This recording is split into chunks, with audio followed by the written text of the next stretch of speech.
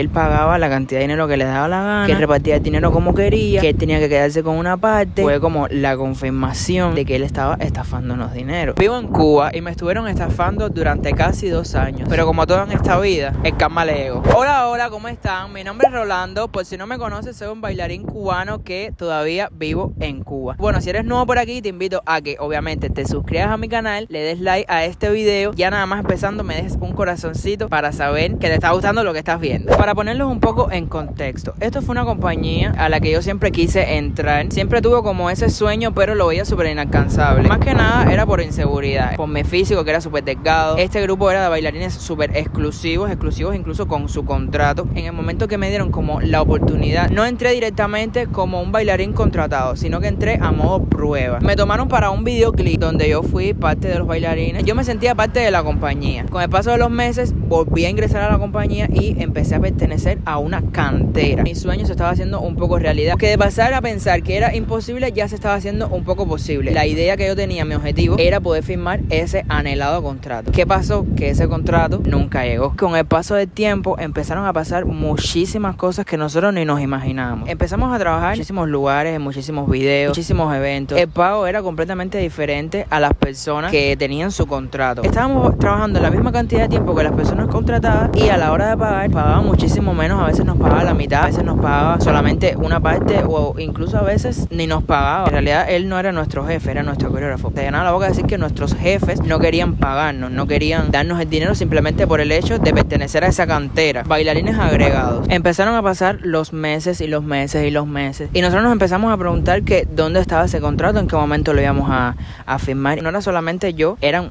más personas. Todo eso se empezó a hacer bulos, a llenar de falsas informaciones que nos daban. Nosotros nunca podíamos hablar directamente con el jefe porque nuestro coreógrafo, protagonista de esta historia, siempre nos hizo creer como que nuestro jefe no nos quería, no estaba de acuerdo en que nosotros estuviéramos ahí, en que hubiera unos bailarines agregados, unos extras.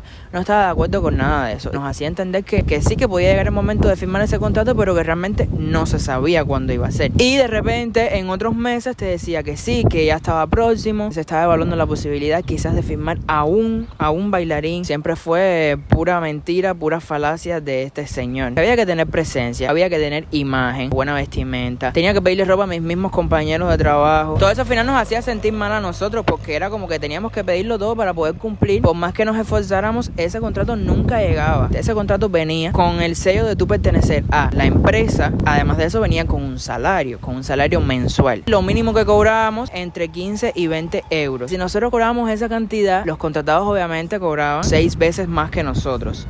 Más o menos pueden ir sacando sus cálculos.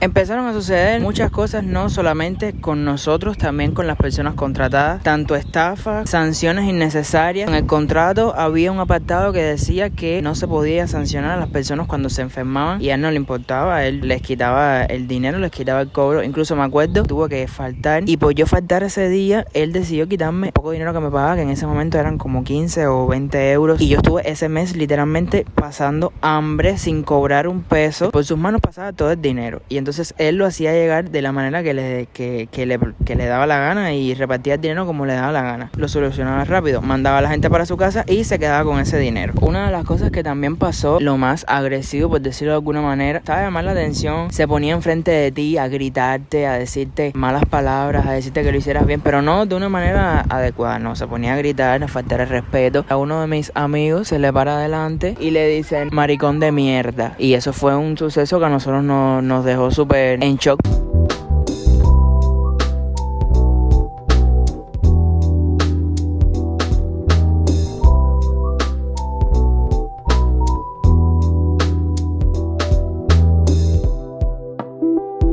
Hubo un momento todavía pensando que no podíamos hablar con nuestro jefe. Yo y mis 2 compañeros tuvimos como la idea de hablar con nuestro coreógrafo y decirle, oye, mira, está pasando esto de que no tenemos dinero, estamos tratando de cumplir con todo, estar como al nivel, porque no nos sentíamos verdaderamente al nivel de los otros que sí tenían el dinero para poder saciar un poco esas necesidades o esos requisitos. Nos llegó a decir, solamente podía contratar a 2. O que lo que podíamos hacer era que nos dividiéramos el salario. Ese tercer compañero que se quedaba afuera, nosotros como buenos samaritanos y como buenos compañeros, dividir nuestro salario con él. Se estaba ahorrando un contrato. Que fuera nuestro compañero no teníamos que hacer eso, porque cada cual tiene que tener su propio contrato y su propio salario y su propio dinero. Había otra compañera que tampoco tenía contrato. Nos dio a entender como que era decisión de nosotros que el tercer contrato se lo tenía que dar a ella, pero que si nosotros decidíamos dárselo a nuestro tercer compañero, ella se quedaba fuera completamente. Nos puso en una situación súper incómoda, que obviamente nosotros no dimos ningún tipo de respuesta, porque nosotros no somos quien para quitarle un contrato a alguien ni dárselo a otra persona. Todo explotó. Un día en el que de las bailarinas que ya estaban contratadas tuvieron que ir a hacer un trabajo. Les habían dicho que les iban a pagar 100 euros. Resumen, les pagaron solamente 50. Ellas decidieron enfrentarlo, decidieron hablar con él y todo explotó. Él terminó diciendo que él pagaba la cantidad de dinero que les daba la gana, que repartía el dinero como quería, que él tenía que quedarse con una parte. Fue como la confirmación de que él estaba estafándonos dinero. Estas personas que fueron a trabajar decidieron hablar con el jefe directamente. Y pues yo con otros dos compañeros de trabajo decidimos también estar en esa reunión. ¿Y cómo ustedes creen que terminó todo? Pues el jefe nos dijo a mí y a mis dos amigos que él pensaba que nosotros estábamos contratados. Cuando yo hablo directamente con el jefe y él me dice que él pensaba que nosotros ya estábamos contratados, la mentira que él nos había dicho se cayó. Luego de 2 años de haber entrado a ese lugar fue que pude firmar mi contrato. Obviamente en el momento que lo firmé yo estaba ya súper desilusionado, ya todo me daba igual. Ya esa ilusión de firmar ese contrato, de poder lograr ese objetivo o ese paso, fue tanto el arrastre, fue tanto las mentiras que él nos decía, que en el momento que llegó pues nos tocaba, o sea, ya por ley, por justicia nos tocaba, y fue como que ok, lo firmamos ahora. ¿Y qué creen? Este coreógrafo, o sea, la persona estafadora, ni siquiera dio la cara, terminó yéndose solo, no dio la cara, no habló con nadie, ni siquiera habló con el propio jefe, se fue con el último salario que recogió y se fue. Para mí la enseñanza de esto es: no se puede tener miedo a la hora de hablar, hay que decir las cosas, denunciar lo que está pasando. Cuando nosotros hablamos con el jefe, nos dimos cuenta de que todo era una mentira, simplemente quería alargar esa mentira más tiempo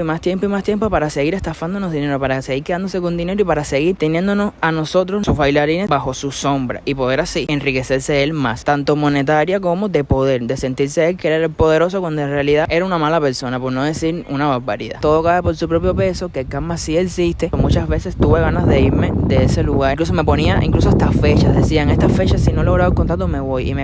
Era el único trabajo que me estaba dando de comer, de alimentar, aunque me pagaran una miseria en comparación con lo que me deberían de pagar, pues en realidad la miseria que me pagaban era lo que yo podía sustentar mi vida y mis necesidades y mis cosas. Entonces nada, hasta aquí el video de hoy, espero que lo hayan disfrutado mucho. Nos vemos en un próximo video. Bye.